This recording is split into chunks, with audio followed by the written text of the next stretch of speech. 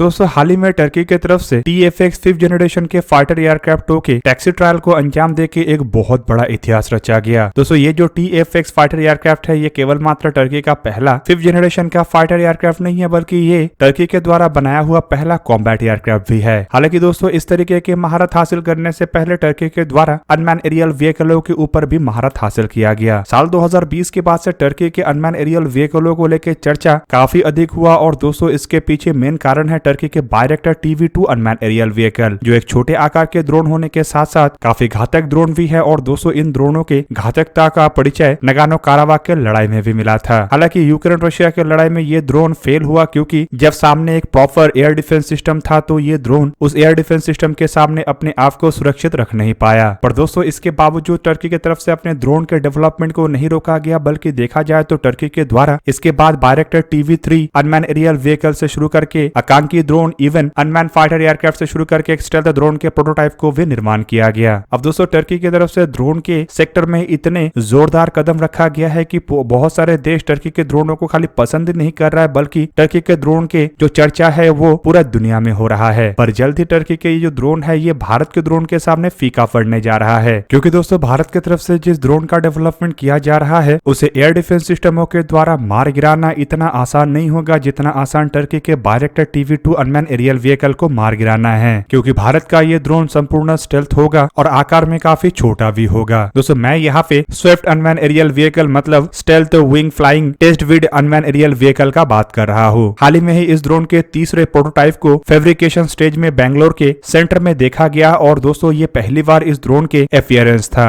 और दोस्तों इससे पहली बार की तरह ड्रोनों के बारे में काफी कुछ जानने का भी मौका मिला और रिपोर्ट के मुताबिक ये जो ड्रोन है ये 1 टन कैटेगरी का एक ऐसा ड्रोन है जिसका एक्चुअल साइज मतलब लंबाई इसका करीबन 13 फुट और विंग स्पैन करीब 16 फुट है। बेसिकली दोस्तों स्विफ्ट अनमैन एरियल व्हीकल के प्रोग्राम को 10 से 12 टन के घातक अनमैन एरियल व्हीकल के प्रोग्राम के एक टेक्नोलॉजी डेमोन्स्ट्रेशन व्हीकल के रूप में ही आगे बढ़ाया जा रहा है, ताकि टेक्नोलॉजी को टेस्ट करने के बाद बड़े वर्जन को निर्माण किया जा सके। और रिपोर्ट के मुताबिक घातक असल में एक कॉम्बैट अनमैन एरियल व्हीकल होगा जो कि साल 2026-27 तक शायद तैयार भी हो जाए। पर दोस्तों इससे भी बड़ा बात यह है कि शायद स्विफ्ट अनमैन एरियल व्हीकल केवल मात्र टेक्नोलॉजी डेमोन्स्ट्रेशन के रूप में ही ना रहे, बल्कि ये एक संपूर्ण फंक्शनल ड्रोन में भी कन्वर्ट हो जाए। यहाँ पे दोस्तों आपके जानकारी के लिए बता दूं कि स्विफ्ट अनमैन एरियल व्हीकल में फिलहाल एनफ्यूज सैटर्न 36 MT टर्बोफैन इंजन का इस्तेमाल हुआ है, जो कि इन ड्रोनों को करीबन 0.6 माक के रफ्तार में उड़ान भरने में मदद करता है और करीबन 1100 किलोग्राम के ओवरऑल वेट के साथ ये ड्रोन 250 किलोमीटर रेंज में इन इंजनों के साथ काम कर सकता है। पर इन ड्रोनों को एक कॉम्बैट ड्रोन में भी बदलने का संभावनाएं हैं और दोस्तों अगर इसे एक कॉम्बैट ड्रोन में बदला जाता है तो रिपोर्ट में बताया जा रहा है कि इसमें 2 हार्ड पॉइंट लगेगा, जिनमें से हर एक में 50 किलोग्राम हथियार लगाया जा सकेगा। हालांकि 50 किलोग्राम के बारे में सुन के आप लोगों को लग सकता है कि ये काफी कम है, लेकिन आपके जानकारी के लिए बता दूं कि एक स्टेल्थ ड्रोन के लिए 50 किलोग्राम हथियार भी काफी अधिक होता है और ऊपर से केवल मात्र 1 टन कैटेगरी के ड्रोन के लिए। और कुल मिला के 2 जो हार्ड पॉइंट होगा वो भी शायद इंटरनली हो, जिससे कि ड्रोन के जो स्टेल्थ फीचर है वो बरकरार रहे। अब दोस्तों ऐसे स्टेल्थ ड्रोन बनाने से एक तरीके से भारत को काफी हद तक मदद मिलेगा, क्योंकि ऐसे ड्रोन क्रॉस बॉर्डर रेड के लिए परफेक्ट होगा और दुश्मन के क्षेत्र के अंदर जाके ये जहाँ पे लंबे समय तक ऑपरेट कर सकेगा तो वहीं पे दुश्मन के रडार और एयर डिफेंस सिस्टमों के लिए ऐसे ड्रोनों को पकड़ पाना ही लगभग नामुमकिन होगा। अब दोस्तों स्विफ्ट अनमैन एरियल व्हीकलों ने अपने उड़ान भरने का काम को तो अंजाम दे चुका है, जबकि इसके बाद अब इसके कुछ फ्लाइट टेस्टों के साथ अलग अलग फीचरों को जांचा जा रहा है। मतलब अगर इसे कॉम्बैट ड्रोन में कन्वर्ट करना हो तो ये काफी आसान भी होगा और भारत को ज्यादा कुछ मुशक्कत भी करना नहीं पड़ेगा। इवन दोस्तों अगर ऑलरेडी एक प्रोटोटाइप बना हुआ है तो उससे ड्रोन के प्रोजेक्ट को बनाना काफी किफायती मतलब काफी कम खर्चे में भी होगा। जबकि दूसरी तरफ आपके जानकारी के लिए बता दूं कि स्विफ्ट ड्रोन के जो बड़े वर्जन मतलब घातक अनमैन एरियल व्हीकल का बात कहा जा रहा है, ये शायद आने वाले 2 से 3 सालों के अंदर प्रोटोटाइप के रूप में तैयार भी हो जाए। और घातक अनमैन एरियल व्हीकल असल में 10 से 12 टन का एक ऐसा अनमैन एरियल व्हीकल होगा जो करीब 5 टन के आसपास पेलोड मतलब हथियारों को कैरी कर सकेगा। और आपको जान के ये भी हैरानी होगा कि घातक अनमैन एरियल व्हीकल में इंजन के रूप में भी स्वदेशी इंजन मतलब कावेरी इंजन के ड्राई वेरिएंटों का इस्तेमाल किया जाएगा, जिसने हाल ही में ही रशिया में हाई ऑल्टीट्यूड टेस्ट को सक्सेसफुली कंप्लीट किया है। दोस्तों इससे आप लोगों को अंदाजा तो मिल गया होगा कि किस तरीके से भारत में ड्रोनों को लेके काम किया जा रहा है और किस तरीके से आने वाले समय में ऐसे ड्रोनों को भारत तैयार करने जा रहा है जो टर्की के ड्रोनों को भी मात दे सकेगा। और दोस्तों यहाँ पे मैं टर्की का ड्रोनों का जिक्र इसलिए कर रहा हूँ क्योंकि पाकिस्तान की तरफ से भी टर्की के बायरेक्टर TB2 अनमैन एरियल व्हीकलों को खरीदा गया है और कुछ रिपोर्टों में तो ये भी दावा किया जा रहा है कि पाकिस्तान ने आकांकी ड्रोनों को भी परचेज किया है। है। जबकि दूसरी तरफ अगर देखा जाए तो बड़े बड़े ड्रोनों को बनाने वाले देशों के पास भी अब तक ऐसे कॉम्बैट रोल में स्टेल्थ ड्रोन नहीं है जिस तरीके के ड्रोन को स्विफ्ट ड्रोन के रूप में भारत डेवलप कर रहा है। मतलब एक तरीके से कह सकते हैं कि स्विफ्ट के कॉम्बैट वेरिएंट को बनाने के बाद भारत इस सेक्टर में काफी बड़ा छलांग लगाएगा और एक तरीके से भारत इस सेक्टर में अपने नाम को भी मजबूत करेगा। जबकि दोस्तों भारत के नाम को मजबूत करने के लिए केवल मात्र गवर्नमेंट सेक्टर के कंपनियों के द्वारा ही काम नहीं किया जा रहा है, बल्कि दूसरी तरफ प्राइवेट सेक्टर कंपनियों के तरफ से भी भारत के नाम को और मजबूत किया जा रहा है। हाल ही में कई सारे प्राइवेट कंपनियों के द्वारा डिफेंस सेक्टर में कदम रखते हुए बड़े बड़े हथियारों का डेवलपमेंट जहां पे शुरू किया गया है, तो वहीं पे हाल ही में ये भी जानकारी दिया गया है कि प्राइवेट फार्म्स के तरफ से मिसाइल और फाइटर जेटों के लिए सिरेमिक रिडॉम का भी निर्माण किया जा रहा है। रिसर्च सेंटर इमारत जो कि डीआरडीओ का एक शाखा है, उसके तरफ से हाल ही में Chennai west private sector company Carborundum Universal Limited के साथ एक licence agreement for transfer of technology के ऊपर हस्ताक्षर किया गया है, जो बेसिकली एरोस्पेस और मिसाइल सिस्टमों में इस्तेमाल होने वाले सिरेमिक रिडॉमों को निर्माण करने को लेके है। और दोस्तों एक प्रेस रिलीज में कार्बोरिडम यूनिवर्सल लिमिटेड के तरफ से यह भी जानकारी दिया गया है कि जो सिरेमिक रिडॉम टेक्नोलॉजी है ये असल में एक बहुत ही उम्दा टेक्नोलॉजी है जो कटिंग एज मिसाइल में इस्तेमाल होता है और दुनिया के कई सारे बड़े देशों में इस तरीके के टेक्नोलॉजी के इस्तेमाल से ही मिसाइलों को बनाया जा रहा है। दोस्तों मिसाइल जब उड़ान भरता है तब मिसाइल के जो सरफेस है, मतलब मिसाइल के जो बाहरी परत है, वो रफ्तार के कारण एक बहुत ही भयंकर फ्रिक्शन से गुजरता है और इस फ्रिक्शन के कारण सरफेस टेम्परेचर जो मिसाइल का होता है वो काफी अधिक बढ़ जाता है और इस कारण बताया जा रहा है कि मिसाइल के जो रिडम है उसे अगर सिरेमिक से बनाया जाता है तो ये ऐसे टेम्परेचर को झेलने के लिए सबसे परफेक्ट होगा। हालांकि दोस्तों ऐसे सिरेमिक रिडम के साथ मिसाइलों के टेस्टिंग करना भी जरूरी है और रिपोर्ट में बताया जा रहा है कि सिरेमिक रिडम को बना के सबसे पहले इसकी रिलायबिलिटी और एक्यूरेसी को इंश्योर किया जाएगा और कई तरीके के टेस्टिंग से गुजरने के बाद ही इसे लेके नेक्स्ट स्टेज में काम होगा। हालांकि दोस्तों खाली मिसाइल के रिडम को ही सिरेमिक से नहीं बनाया जाएगा, बल्कि इसके अलावा एयरक्राफ्टों में जो रिडम का इस्तेमाल होता है, मतलब एयरक्राफ्टों के सामने वाला जो हिस्सा होता है उसे भी सिरेमिक से बनाने का बात कहा जा रहा है, जो कि एक तरीके से इसे और हल्का बनाएगा। मतलब फाइटर एयरक्राफ्टों को भी हल्का बनाने को लेके ये एक परफेक्ट टेक्नोलॉजी है। जबकि दूसरी तरफ अगर फाइटर एयरक्राफ्ट हल्का होता है तो इससे एयरक्राफ्टों के पेलोड क्षमता को बढ़ाया जा सकता है और दूसरी तरफ अगर देखा जाए तो खाली पेलोड नहीं बल्कि एयरक्राफ्टों के रफ्तार में भी और रेंज में भी इससे वृद्धि होता है।